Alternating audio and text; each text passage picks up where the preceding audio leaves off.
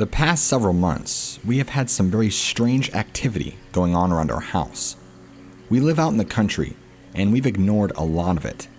But here lately, we can't ignore the activity going on.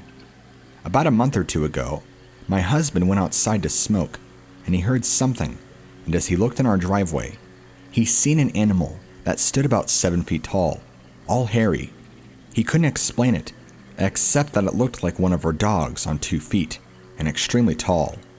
It walked past our trailer, and that's how he could guess that the height could be. We've heard what sounded like a baseball bat hitting a tree. We've heard whistles and calls of what Bigfoot sounds like. We've had chickens and cats go missing. Every night, about the same time, you can hear footsteps and sounds. It's to the point to where we are scared to go outside. We've never believed in Bigfoot till we've seen it and have heard them. I'm sure there are more than one around because we live near caves. They sound like they are all around us at night.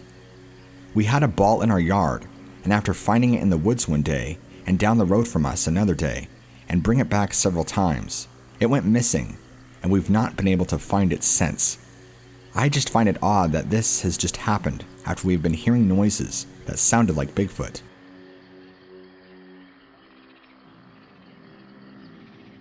We were camped along Marble Creek at Donkey Creek near Avery, Idaho, July 2019. It was a weekday, so no other campers were within miles. Deep mountain valleys and dense woods. I was chopping food for dinner. My husband and small children were fishing at the Loud Creek. I'm an avid birder, obsessed. I must know every call I hear. And that evening, I heard a call that sounded like an old-fashioned crank police siren. It was echoing through the valley and came from a higher altitude. Howls of the same timbre and pitch, but slightly varying length. I thought it was an owl. I must not know. Wolves and cougar don't sound like that. My dog did not bark. She hid under the table. I also considered that maybe some kids were playing with an old police siren. But then I realized there was no way kids could have been up there near the ridge with something that heavy. Plus, no one else was up there. When I got back into cell reception, I searched through owl calls and found nothing similar. But I found that call on other Bigfoot websites. It was the Ohio Howl.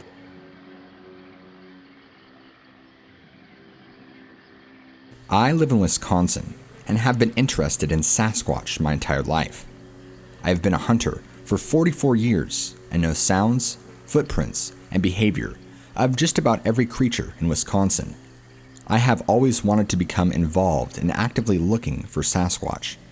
In 2015, I started researching sightings and incidents in Wisconsin and discovered the northern third of the state had many reports in Phillips, Prentiss, and Price counties, as well as the national forests. My husband is also interested, so we decided to research areas of some reported sightings. We spent a great deal of time walking around the forest off of Highway 17 near Winter, Wisconsin. We documented our findings using video cams and photographs. I have a photo of what I believe is a Sasquatch print in the forest near some tree bends and a small ground glyph that was about 5 yards from the print. A year later, we discovered that the glyph had been modified with additional sticks and limbs. We have photographs of tree bends and breaks and trees woven together that no human could manage, and since 2015, have actively returned to the same area of the forest to see if there are no changes or anything new. I have also had a response to a wood knock that I did in the summer of 2018. The area of the return knock is in the area that has no homes, roads, or trails. Beginning in 2016, my oldest sister, my daughter, and I decided to set up camp near Loretta, and each summer we would spend time camped and actively researching and have many photographs.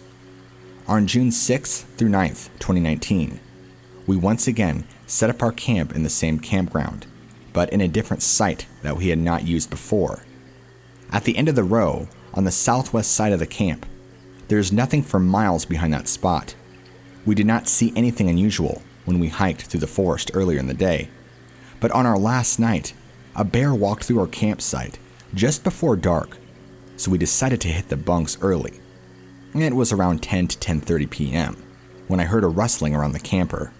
It's a modified camper with a deck that has a zipper tent extending from the camper with a tarp material around the bottom.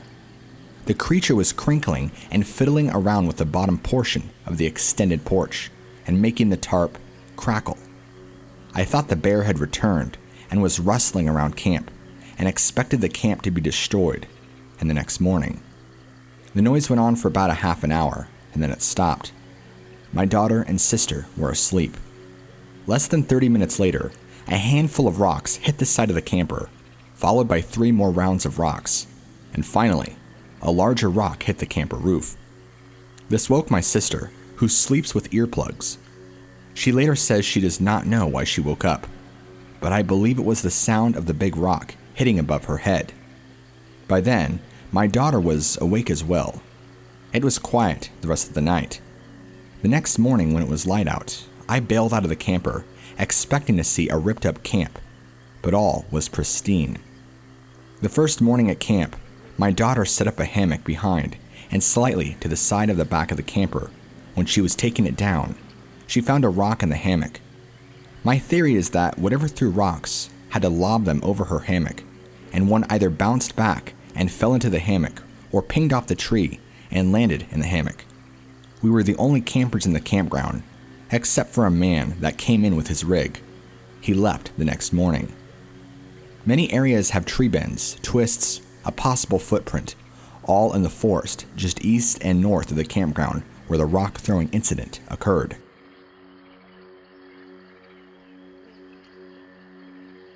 I was with a friend of mine behind his grandmother's house. We had seen some dead fish near a pond, broke in half, so we went back later that day to look to see what might have caused it. We went about 100 yards in the woods when my friend had to go use the bathroom, so he walked away from me when I heard a noise off to my right. I looked and see something looking around a tree about 50 to 75 yards away. I could make out on fur of the outline of the shape.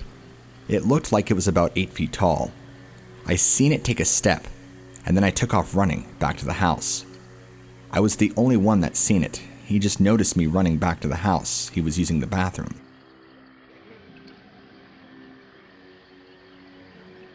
I was having a small campfire last night alone with my small dog, who at the time was sleeping. First, there was something moving through the wooded area to my left. Sounded like it was on 2 feet and moving towards some neighbors' houses. I wasn't alarmed by this, although it was dark and there were no flashlight. The neighbors do walk through there from time to time. My dog was not alerted at all. This part of the incident may just be coincidental, but it's what happened next that I'm curious about. About 5 to 10 minutes later, to the left of me, way off in the distance, there was an obvious wood knock. Then immediately to the right of me, in the distance, but in the direction is the Great Croton Swamp, was a reply wood knock, and then immediately after that, another from the left. Then nothing.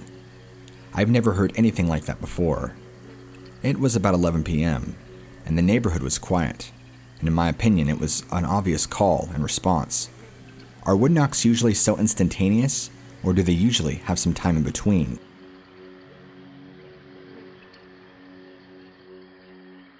Me and 2 friends were walking up to the gas pipeline to fish a natural spring on the mountain, now privately owned by a hunting and fishing club.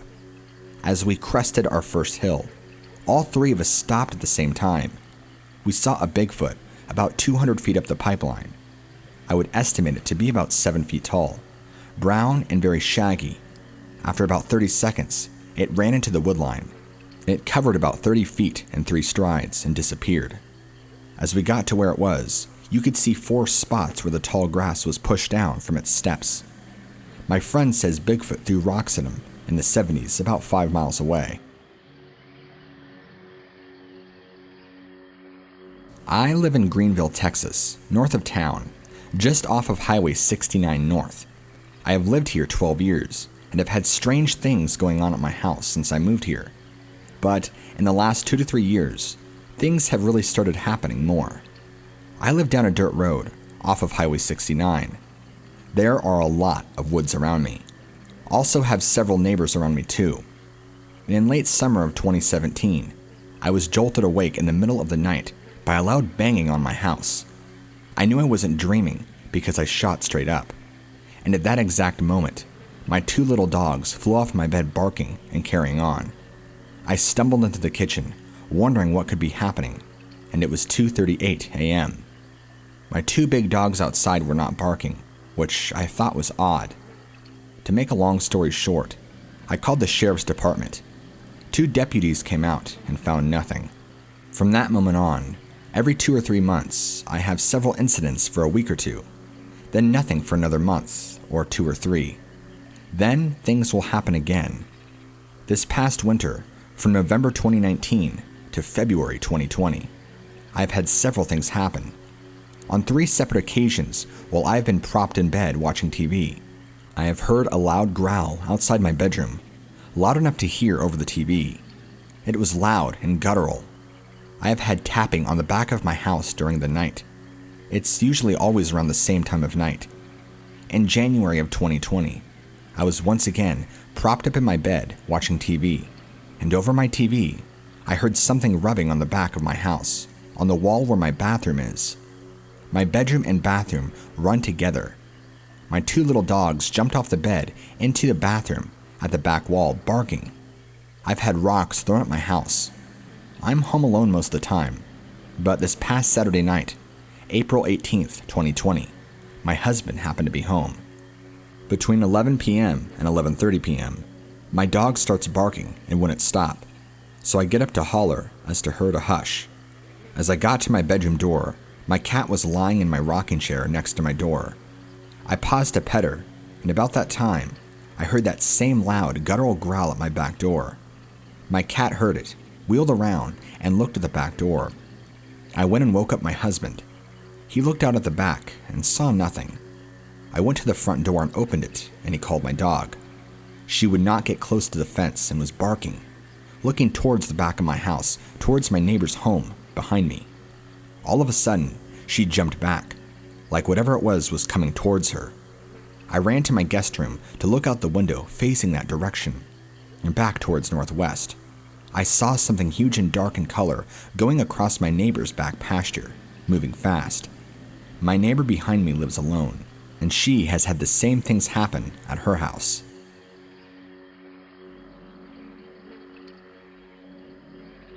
On October 7th, 2017, my wife, myself, and our dog went on a late-season kayak paddle to Upper Priest Lake and overnight camping trip at Beaver Creek Campground.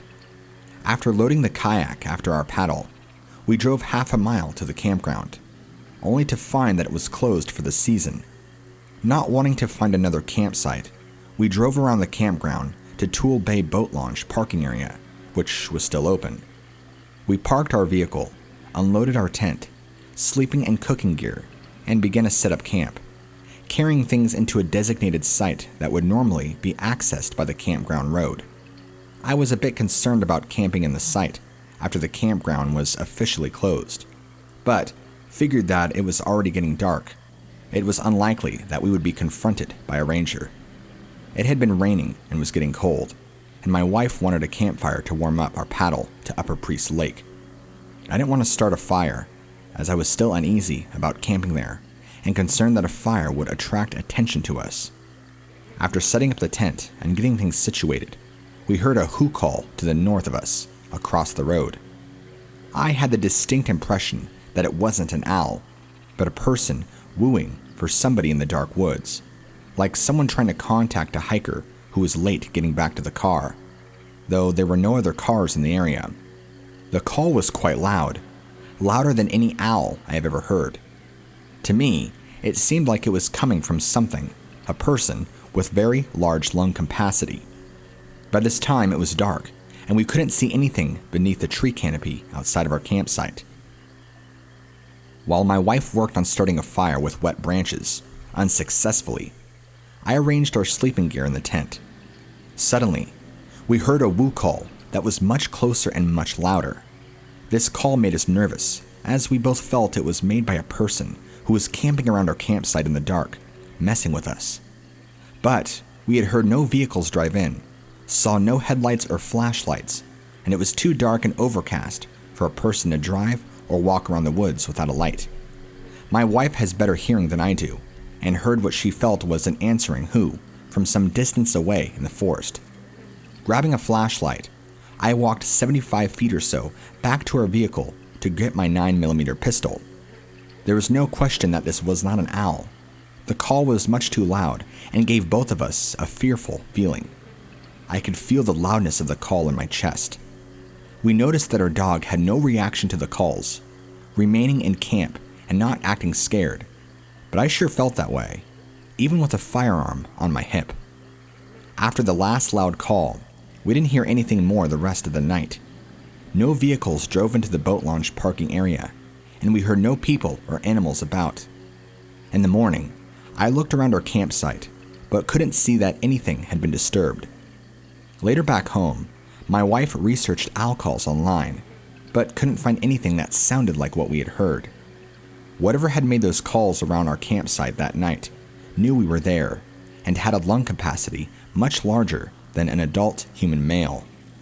Last fall, 2019, while on a motorcycle ride up Tango Creek, which was approximately 15 miles from our incident, we saw a fir tree, about 5 feet in diameter, broken off about the 8 to 9 foot tall off the ground, near a trail by a pull-out parking area. No other trees in the area had been damaged.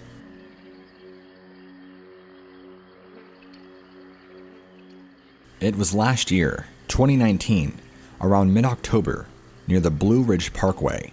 Me and my boyfriend were working for the Roanoke Times, delivering newspaper when this encounter happened. We delivered anywhere from 12 a.m. to 6 a.m. We were almost done with the route when we went to turn down this dead-end maintenance road, since there was houses at the end of that who got paper. It was around 3:30 to 4 a.m. While my boyfriend was going down the gravel and maintenance road, the headlights caught a glimpse of this thing standing right at where the grass met the road. It stood about 7 feet tall, and it took off up the hill. It kinda walked fast, not necessarily ran. It was dark brown and had shaggy hair like fur. It was on 2 feet and walked like a human with its arms swaying back and forth, right below the knees. I screamed out for my boyfriend to stop the car, but by the time his reaction time kicked in, whatever it was already made its way up the hill. My boyfriend positioned the car so the lights would shine up the hill, and that's when we saw 2 bright glowing red-yellow eyes looking back at us. What was strange was it was hiding behind a huge tree and how high the eyes were up from the ground. It was close to 7 feet tall. You could clearly see the eyes blink. We sat there for approximately 10 minutes and finally decided to finish up the route and come back. We did eventually come back after we got done with the last house, and it was gone. But you could see where the tree limbs and grass was pushed down from where it was standing on the side of the road. Maybe less than a month before we had the encounter, we had heard tree knocks while on our route, from deep down in the woods, maybe a neighborhood or two over. It scared us so bad when we heard it, that we just bagged the newspaper up and threw it on the side of the road.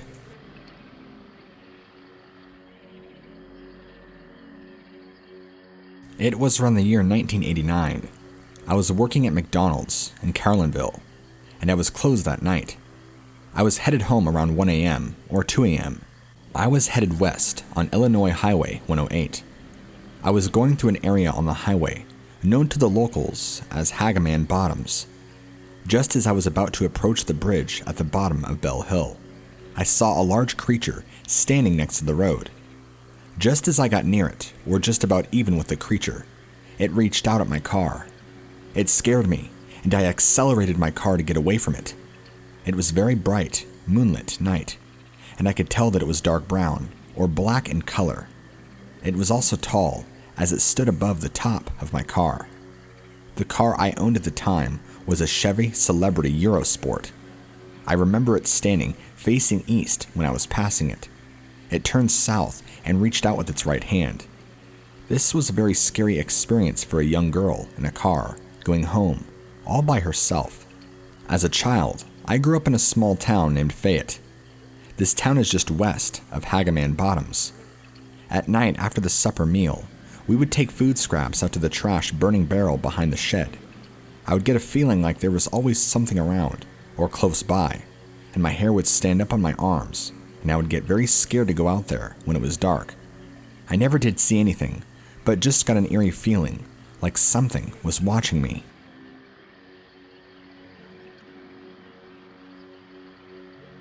I have had 2 incidents in the last few months. The first happened one morning when I woke up early and had to use the restroom. On the way back to bed, I looked out the back door to see the sunrise and check if the dog was in the backyard. I watched a large dark person or thing cross the field from one tree line to another. The second happened on the night of the meteor shower, just a few weeks ago. I walked outside to look up and watch the shower. I stood there for several minutes before I looked down. Directly on the other side of the fence was a large form. After I screamed my head off, it bolted to the tree line. It may be completely unrelated, but our dogs have been bringing home several bones from different animals on a semi-weekly basis.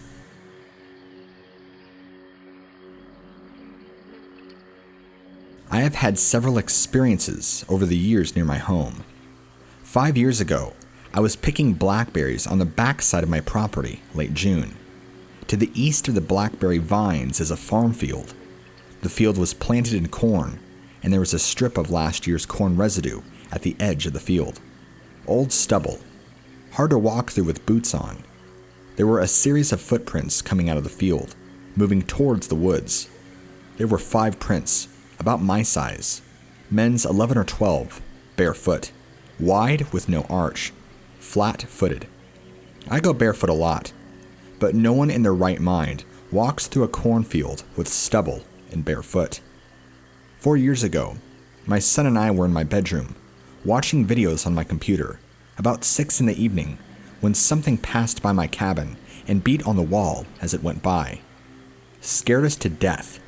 The pounding started near the corner of the room where we were in, near the ceiling. This is a good 10 feet above the ground level outside. The second was in the other corner of the room.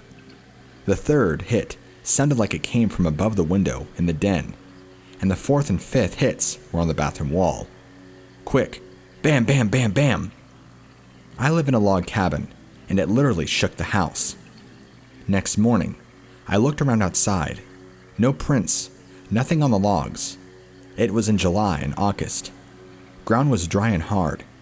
I have ruled the house settling, small animals, birds. No idea what it was. This year, May to June 2012, about 10:30 at night, I was getting ready for bed. My son was in the bathroom. We both heard a low, very guttural grunt. "Who?" outside the house.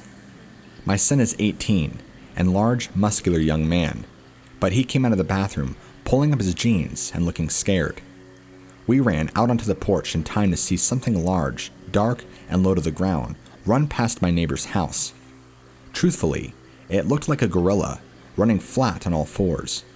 It activated my neighbor's motion sensor lights in front of his home, and about 30 seconds later, the coyotes on the other side of the highway went nuts. It was moving 1/4 of a mile in just under a minute. The next day, my father said he also heard the grunt. It woke him up.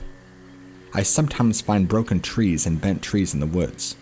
I have also heard screams and howls that I can't just write off as being a deer, bobcat, coyote, or vixen.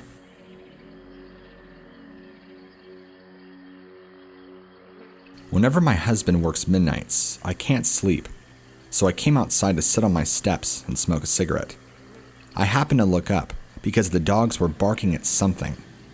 I looked up and saw this tall black figure standing and kind of peeking out from behind the shed. I looked at it and kind of squinted at it to see what I could see, and it really wasn't moving. I went back inside my house and grabbed the gun.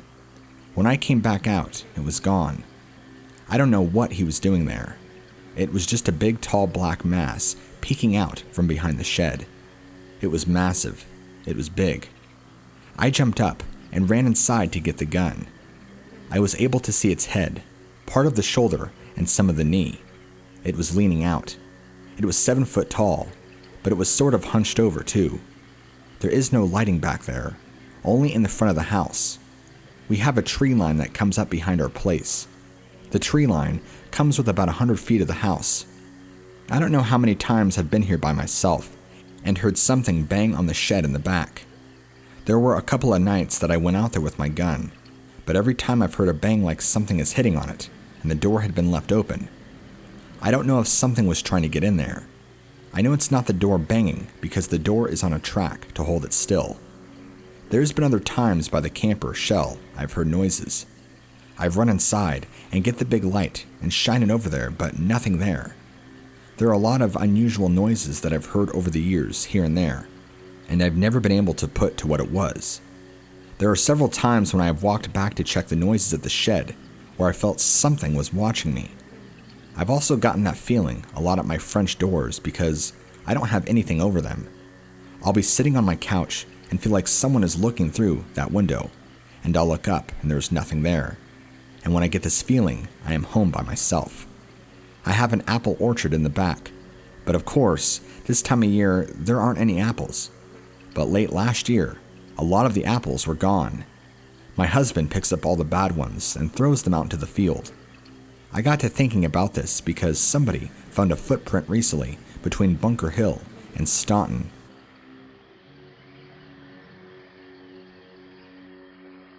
I have recently moved out of my house in Illinois.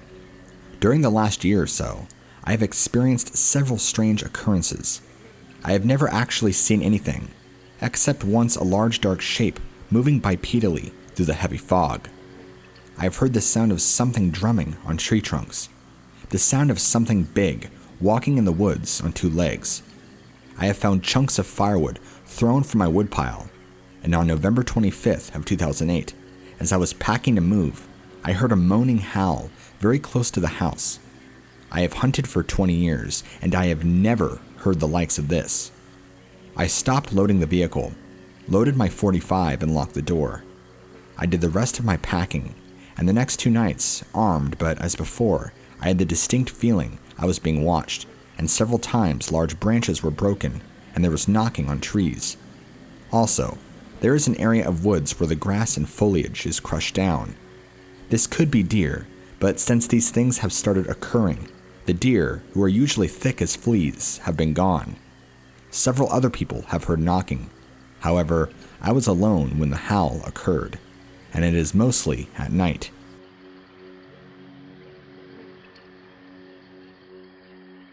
Back in the spring of 1978, at the age of 17, myself and my high school sweetheart were parking just off of a seldom traveled country road in a county about 10 to 13 miles south of Carlinville and roughly 10 miles west of Gillespie. We were making out on a farm field across in the back seat of my car, parked about 20 feet off the road. The area was fertile, bottom land, just about 50 feet from a bridge over a small creek.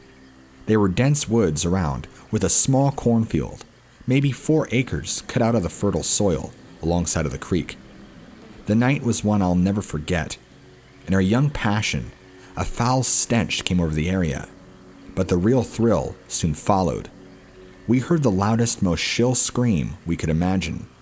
It was very, very close and extremely loud. It started as several low-toned grunts and exploded into the most frightening shrill scream I'd ever heard. It seemed to vibrate the old car we were in. We were both panic-stricken and scared out of our minds. I jumped into the front seat, butt naked, and drove like hell until we were on high ground and away from any woods. I hadn't taken time to dress until we were miles away from that spot. We discussed what had happened and decided to keep the whole thing a secret. Actually, we looked at each other and said something like, "This didn't happen, did it?" The whole thing gave me a fear of the woods that lasted for almost 20 years. But as I looked back on it, I realized whatever it was had been watching us, and at any time, if it were a savage beast, had every chance to do whatever it wanted to do to us. Did we go back later and look for the tracks? No. No way. I avoided that area at all cost, day or night. Did the sound resemble recordings that we hear of Bigfoot? Well, actually it did indeed, but amplified by 100-fold. I recall as small children the screams of what the local Illinois farmers called a mountain lion. We had several cattle maimed and that scream was nothing like the one we had heard that evening. It was just so chilling